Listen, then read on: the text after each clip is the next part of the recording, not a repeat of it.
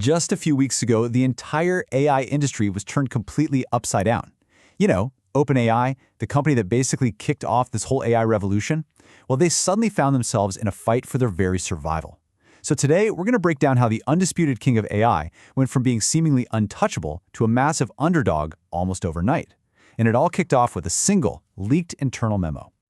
This is the sentence that sent shockwaves through the industry. It's from an internal memo, a code red, that CEO Sam Altman sent to his entire team. Now, on the outside, OpenAI looked invincible, right? But this message, it revealed a totally different reality. It was an all-hands-on-deck emergency. Drop everything, delay your other projects, and focus only on making ChatGPT better. This wasn't a company just cruising along. This was a company hitting the panic button. And that's the big question we're tackling here. I mean, for years, OpenAI was the gold standard. They had 800 million weekly users. They had the model that everyone else was desperately trying to catch up to. But then, something just snapped. So, what on earth happened? Well, the whole crisis can be traced back to one single massive event from their biggest rival, what we're calling Google's Gemini Gauntlet.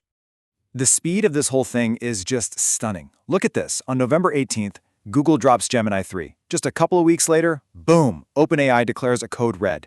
And by December 11th, they've scrambled to push out GPT-5.2, a model that was supposed to come out way later. This timeline, it just screams desperation. It shows you just how big of a threat Google's move really was. And here is why they were panicking.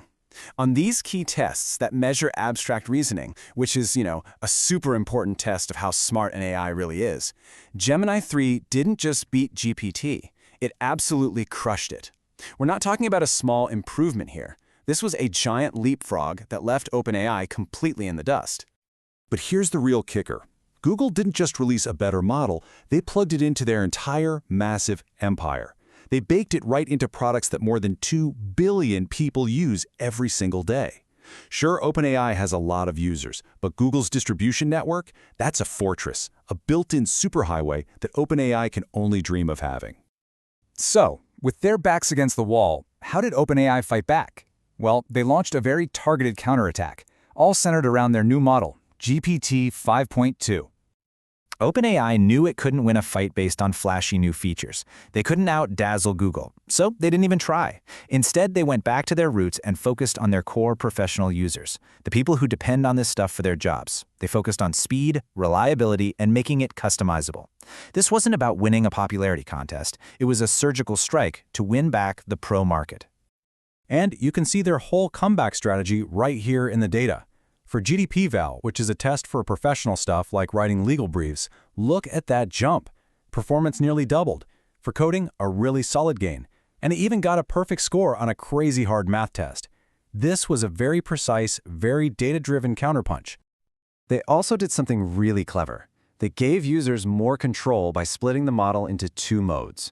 You've got an instant mode for when you need quick, simple answers, and then there's a thinking mode for when you really need the AI to go deep on a complex problem. It's a smart way to cater to exactly what a user needs in the moment.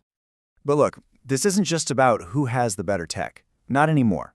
The real war, the brutal war, is a battle of resources. This chart right here, it puts Google's massive advantage into perspective. That 2 billion plus user base isn't just a number. It's what you'd call an economic moat, a huge protective barrier that keeps competitors out. It gives Google this incredible, unrivaled channel to get its AI into people's hands and make money from it, at a scale OpenAI just can't compete with. And then there's the money. Just take a second to look at this number, $93 billion. That's what Google plans to invest in AI infrastructure in a single year. That's more than the entire GDP of some countries. It's a level of spending that is it's almost impossible to wrap your head around, let alone compete with. And this slide gets to the absolute heart of the problem. Google is already a money-printing machine. They can just plug Gemini into products that are already making $100 billion a quarter. Meanwhile, what about OpenAI? Well, some analysts are predicting they could lose over $70 billion by 2030, basically crushed by the insane costs of the computer power they need to run everything. If you want to feel the pressure they're under, listen to this quote. When Sam Altman was asked how the company could possibly afford all its spending, this was his answer. That That is not the answer of a CEO who is feeling good about his business model. That's the answer of someone who knows the numbers are terrifying and the financial squeeze is real. So, the battle lines have been drawn. What's the next round look like in this fight for the future? Well, OpenAI is not out of this fight yet. They have a secret weapon in the works, codenamed Project Garlic. The idea is to build a smaller, much more efficient model that can still perform at a high level, but slash their costs. If, and that's a big if they can pull this off, it could completely change the economics of this whole war. The real question is, can they innovate faster than Google can spend? And we have to remember, this isn't just a two-horse race. You've got other big players like Anthropic with its Claude model, and you've got impressive open-source competitors coming out of China like DeepSeek. And you know who might be the ultimate winner in all of this? Nvidia, the company selling the essential chips, the picks and shovels, to everyone in this global AI gold rush. So, what's the big takeaway here? It's that the rules of the AI game have completely changed. It's not just about who has the smartest model anymore. Now, it's about having insane amounts of computing power, a massive built-in distribution channel, and a clear way to actually make money. The price of admission to this game is now impossibly high. And all of this leaves us with the ultimate question. This AI race isn't slowing down, it's speeding up at a frankly terrifying pace. And for the first time since this whole thing started, the answer to the question of who will control the technology that changes everything is completely up for grabs.